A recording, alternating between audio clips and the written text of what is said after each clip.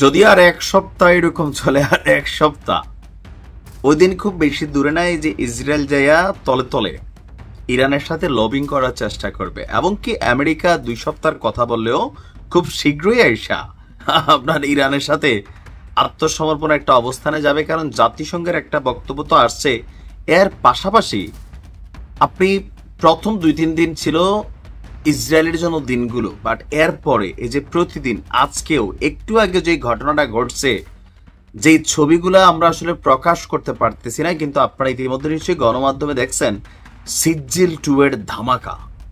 ভাই রে, বিশ্বব্যাপী যে প্রযুক্তি কোম্পানি মাইক্রোসফট, ইসরায়েলে তাদের যে প্রতিষ্ঠান, অল্পের জন্য এটা বাইচা গেছে। তবে সিজিল 2 যেভাবে ধাপাস করে গিয়া পড়ছে, ফুটেজটা দেখছেন তো, একটা ভুম ধোয়া, মানে বিশাল বিস্তৃত এলাকা জুড়ে অবস্থা। নেহু ঘুরতেছে আর দেখতেছে, ভাবতেছে কার সাথে লাগিয়া ফেললাম নাকি। দর্শক, ইসরায়েলি স্থানীয় সময় আজকে কিছুক্ষণ আগে ক্ষেপণাস্ত্র হামলা, যখন আমি নিউজটা দিছিলাম যে প্রায় 100-র কাছাকাছি ছাড়ছে, এক এক জায়গায় গিয়া তাদের যে টার্গেটেড লক্ষ্যবস্তু সেই জায়গাতেই অবস্থান করছে। হতাহতের পাশাপাশি ব্যাপক ক্ষয়ক্ষতির খবরও পাওয়া যাচ্ছে। ইসরায়েলের ইহুদিয়ত আহরণত সংবাদ মাধ্যমের প্রতিবেদনটি বলছে, বেরশেবা পৌর কর্তৃপক্ষ নিশ্চিত করেছে যে কিছুক্ষণ আগে ওই অঞ্চলে ইরানের ক্ষেপণাস্ত্র সরাসরি আঘাত হেনেছে। বিবিসি বলছে, দক্ষিণ ইসরায়েলের বেরশেবাতে মাইক্রোসফটের অফিস, আর ঠিক এই অফিসটির পাশের ভবনটিকেই আঘাতপ্রাপ্ত করা হয়েছে। চ্যানেল 12 তারা বলছে, ইসরায়েলি সেনাবাহিনী নিশ্চিত করেছে যে ইরানি ক্ষেপণাস্ত্রটি আকাশ প্রতিরক্ষা ব্যবস্থার মাধ্যমে প্রতিহত করা যায়নি। যাবে না তো। ইরান গতকালকে বলছে যে এবার আস্তে আস্তে এমন জিনিস আমরা ছাড়ব, এগুলোর সাথে ইসরায়েলের আয়রন ডোম পরিচিত না। এমনকি এগুলো 2-1টা না, সিজিল 2 তো মাত্র খেলা শুরু করছে, এটার আরো বহুত ভার্সন আছে যেগুলা ঝামেলাযুক্ত। এই হামলায় শুধুমাত্র ভবনটি ধসে যায়নি, সেখানে বেশ কিছু মানুষ আহত হয়েছেন। ম্যাগেন ডেভিড অ্যাডম, জরুরি পরিষেবার প্যারাডেমিক ভিরভ্যানজিপ স্থানীয় গণমাধ্যমকে বলছেন, হামলার স্থানে ঘন কালো ধোঁয়া, গাড়িতে আগুন এবং মানুষের চিৎকার শোনা যাচ্ছে। একটি ভবন দৃশ্যত ধ্বংস হয়ে গেছে এবং পাশের অন্যান্য অ্যাপার্টমেন্টগুলোও ক্ষতিগ্রস্ত হয়েছে। আহতদের চিকিৎসার জন্য জরুরিভাবে 2টি পয়েন্ট স্থাপন করা হয়েছে এবং ভবন ছেড়ে যাওয়া বাসিন্দাদের পরীক্ষা করা হচ্ছে।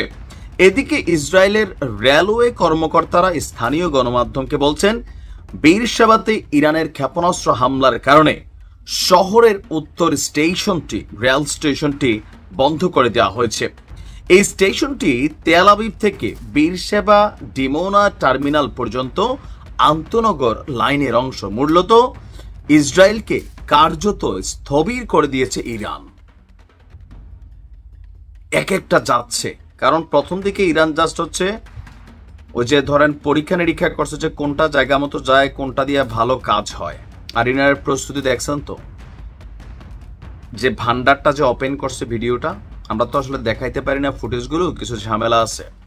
তো এই মানে জিনিসগুলো দেখা শরীরের মধ্যে একটা পুনপুন্না ভাব আসে, সাহস পাই, মনে হয় যে ইয়েস, আমরা সঠিক আছি, লড়াই হবে। আজকের দিন ইসরায়েলকে দেখলে মনে হয় অনেকটা গাজার মতো।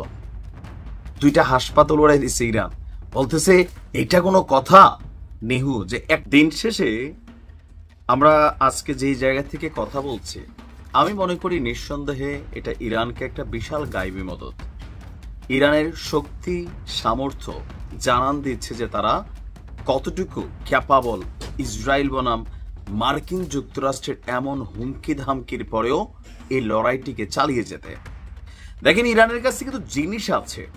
মাঝে মাঝে হয় না, আমি আমার কিছু কিছু বিষয়ে আমি অতিপ্রাকৃত একটা সিস্টেমে বিশ্বাস করি, যে গাজার নিচে যে টানেল আছে, আপনি দেখেন প্রায় 2 বছর যুদ্ধ করে এই টানেলটার আগামাথা ইসরায়েল নিজে অনেকগুলো স্থল অভিযান চালাইছে, মানে গলি গলি ঘর বাড়ি চিপা চাপা, হ্যাঁ, সব ট্রাই করছে কিন্তু খুঁজে পাচ্ছে না আসল জায়গাটা। অপরদিকে মার্কিন যুক্তরাষ্ট্র এবং যুক্তরাজ্য তারাও কিন্তু বহুত রকমের গোয়েন্দা বিমান, গোয়েন্দা ড্রোন, মহাকাশ থেকে নজরদারি, কোনো কিছুতে হচ্ছে না, কিন্তু টানেল তো আছে। এই যে আছে জিনিসটা চোখে পড়তেছে না, যখন আপনি রিলিজিয়াস পয়েন্ট অফ ভিউতে চিন্তা করবেন, সেটা হচ্ছে যে আপনাকে একটা গায়েবী মদত দেওয়া হচ্ছে। ইরানের বেলায়ও আমি মনে করি ঠিক এরকম একটা গায়েবী মদত দেওয়া হয়েছে। ইরান পারমাণবিকভাবে যথেষ্ট শক্তিশালী, সবাই বলতেছে, মার্কিন গোয়েন্দা সংস্থা বলতেছে, তাদের বিভিন্ন অ্যাক্টিভিটিস কার্যক্রমকে মনিটরিং করে, কিন্তু দিন শেষে এটাকে আইডেন্টিফাই করা যাচ্ছে না। আর যখন এই যুদ্ধের আজকে 8 দিন চলছে, তখন জাতিসংঘ যে বক্তব্য দিয়েছে, এই বক্তব্যে ইসরায়েলকে জবাবদিহিতার কাঠগড়ায় দাঁড়াতে হবে, আমেরিকাকে এই কাঠগড়ায় দাঁড়াতে হবে। ইরান পারমাণবিক অস্ত্র তৈরি করছে, এই আশঙ্কায় ইসরায়েল হামলা চালিয়েছে, ট্রাম্প হামলা চালানোর অনুমোদন দিয়েছে। কিন্তু এখন জাতিসংঘ বলছে ইরান পারমাণবিক অস্ত্র তৈরি করছে, এমন কোনো প্রমাণ পায়নি জাতিসংঘ। ভাবা যায়। এক বিবৃতিতে বিষয়টি নিশ্চিত করেছেন আন্তর্জাতিক পরমাণু শক্তি সংস্থার মহাপরিচালক রাফায়েল গ্রোসি। এই মুহূর্তে এটা ইরানের জন্য বৈশ্বিকভাবে বা কূটনৈতিকভাবে বা আন্তর্জাতিক মণ্ডলে কি পরিমাণ পজিটিভ একটা অবস্থান আপনি নরমালি বুঝতে পারবেন না। ইরান পরমাণু কর্মসূচির নামে পারমাণবিক বোমা বানাচ্ছে এমন দাবি করে দেশটিতে হামলা শুরু করেছিল ইসরায়েল। মার্কিন প্রেসিডেন্ট ট্রাম্পও দাবি করেছিল যে ইরান খুব কাছাকাছি পৌঁছেছে, অথবা গোপনে অনেকগুলো তৈরি করে জায়গা মতো রাখছে। কোন সেই জায়গা? আর গোয়েন্দা প্রধান তুলসী গ্যাবার্ড তিনিও আগে বলছিলেন ট্রাম্পেরই যে ইরান পারমাণবিক বোমা বানাচ্ছে এমন প্রমাণ আসলে নেই। এবার ঠিক একই কথা বলল জাতিসংঘ।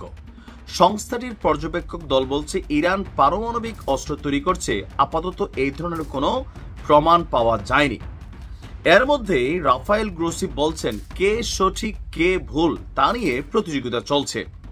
ইরান হয়তো পর্যাপ্ত পরিমাণে সমৃদ্ধ ইউরেনিয়াম রাখে, তবে এটিকে কার্যকর পারমাণবিক অস্ত্রে রূপান্তর করতে আরও প্রযুক্তি এবং ব্যাপক পরীক্ষা প্রয়োজন। অতীতে কিছু কার্যকলাপ ছিল যা পারমাণবিক অস্ত্র উন্নয়নের সাথে সম্পর্কিত, কিন্তু বর্তমানে সেই উপাদানগুলো পাওয়া যায়নি। গায়েব কই হইল? তার মানে কি ইরান বানাচ্ছে না? অবশ্যই বানাচ্ছে। বলে তুমি কিভাবে জানো? তোমরা ইউটিউবাররা জানো? জি, আমরা বুঝতে পারি। ইরান এই যে লড়াইটা করছে, আপনার কি মনে হয় যে ব্যাকআপ কিছু নাই?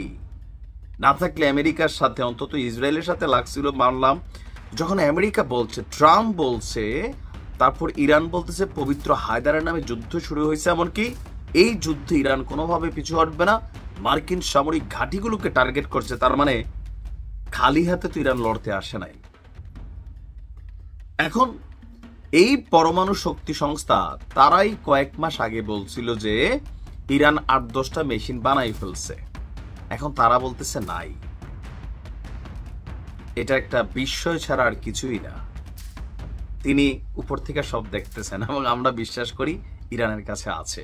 এই মুহূর্তে এটা ইরানকে যে কি পরিমাণ একটা পজিটিভ ভাইব দিছে, নর্মালি যারা কূটনৈতিক ল্যাঙ্গুয়েজগুলো বোঝেন আইডিয়া করতে পারছেন নিশ্চয়ই। বেস্ট অফ লাক ইরান, তলে তলে বানাইতে থাকো।